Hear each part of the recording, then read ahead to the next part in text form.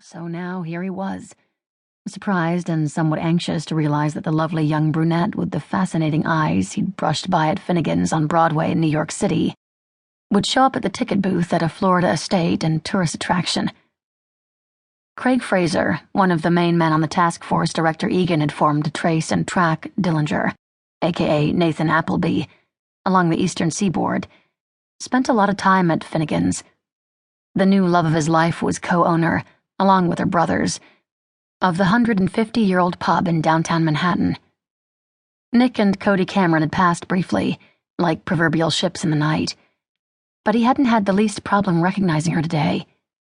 He knew her, because they had both paused to stare at one another in the pub. Instant attraction? Definitely on his part, and he could have sworn on hers too. Then she'd muttered some kind of swift apology, and Craig's new girlfriend, who'd come over to greet them, explained, "That's Kody Cameron. She's working a living theater piece with my brother. Sounds kind of cool, right? And she's working here part-time now, making the transition to New York." "What's living theater?" Nick had asked Kieran Finnegan.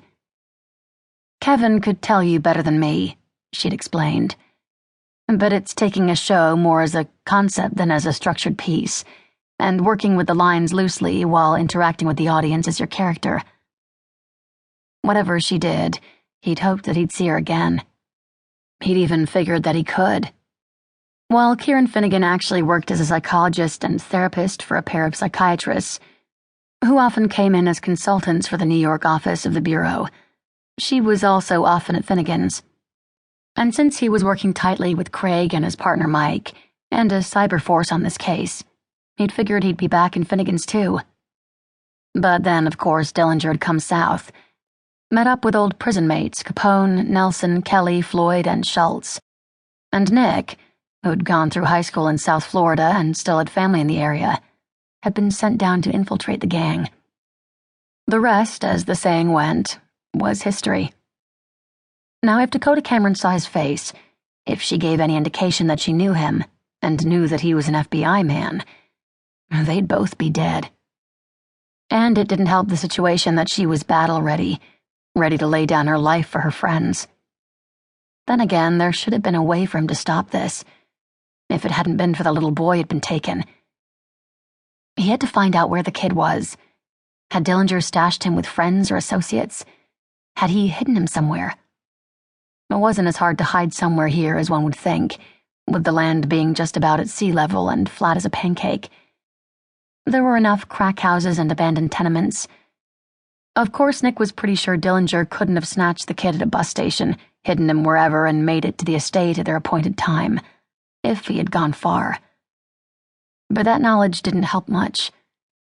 Nick's first case when he'd started with the Bureau in the Miami offices had been finding the truth behind the bodies stuffed in barrels, covered with acid and tossed in the Everglades. He refused to think of that image along with his fear for the child. The boy was alive. Adrian Burke wouldn't be worth anything in an escape situation if he was dead. Nick wiped away that thought and leaned against the doorframe as he stood guard over Kody. Capone was now just on the other side of the door.